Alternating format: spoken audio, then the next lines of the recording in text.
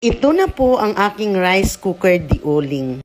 Dapat talaga huwag magtatapon ng mga lumang gamit kasi sa susunod yan ay magagamit din natin. Ito yung patungan ng kaldero. Ito naman ay kainan ng aso.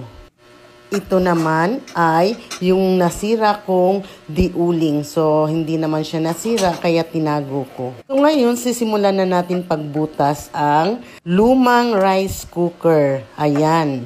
Gagamitin ko ang stand yung kainan ng aso. Dapat pantayin ang pagkalagay para hindi matapon ang sinaing. Para may patungan ng uling, yan ang aking gagamitin. Kung sa tingin ay pantay na, ilalagay ko na yung dati kong ginamit sa diuling ko.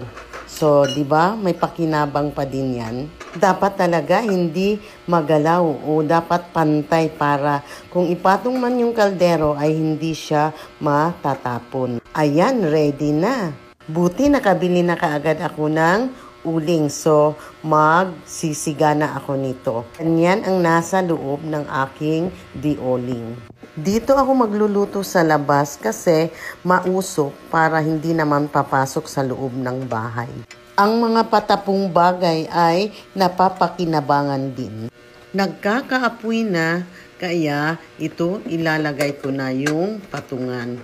Nagsisimula na magbabaga, kaya kailangan ko nang ayusin at pantayin.